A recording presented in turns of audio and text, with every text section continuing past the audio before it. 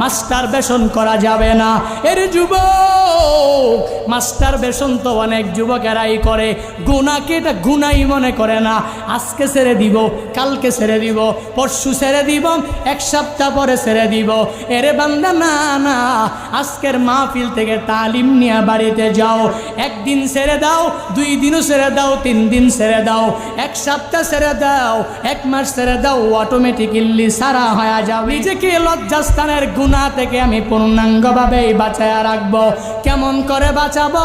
যখন গুনাহের দিকে নজর চলে যায়, যখন মন চায় খারাপ কাজ করতে মন চায়, তখনই আসমানের দিকে তাকাইয়া মালিকের কথাটা একটু চিন্তা করব।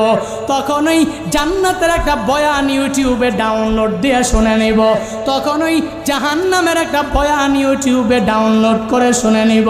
তখনই সাহাবায়ে কেরামের একটা জিন্দেগি ডাউনলোড করে শুনে নিব। তাহলে আমার দ্বারা ওই লজ্জাস্থানের গুনাহটা আর হবে না। এই লজ্জাস্থানের গুনাহ কত বড় মারাত্মক গুনাহ জানো জানো জানো। এই লজ্জাস্থানের গুনাহ থেকে যদি কোনো বান্দা নিজেকে পূর্ণাঙ্গ বাঁচাতে পারে, নবী আমার বলেন, মাইয়াজমানলি মা বাইনা লাহিয়াইহি ওয়া মা বাইনা রিজলাইহি আজমান লাহুল জান্নাহ। নবী আমার বলেন, আমার যে উম্মত মা বাইনা লাহিয়াইহি, 2 চুয়ালের মধ্যবর্তী স্থান, ওয়া মা বাইনা রিজলাইহি, 2 রানের মধ্যবর্তী স্থান মানে লজ্জাস্থান। এই 2 চুয়ালের মধ্যবর্তী স্থান হলো জিহ্বা, 2 রানের মধ্যবর্তী স্থান হলো লজ্জাস্থান। এই 2টা জিনিসের হেফাজত যে আমার উম্মত করতে পারবে, আজমান লাহুল জান্নাহ, আমি নবী স্বয়ং তার জান্নাতের দায়িত্ব নিয়ে নিব। দামি কথা না কম দামি কথা? নবী জান্নাতের জিম্মাদারি নিয়ে নিবে। এর বান্দা, এটা কম দামি কথা না, বরং অনেক দামি দামি কথা।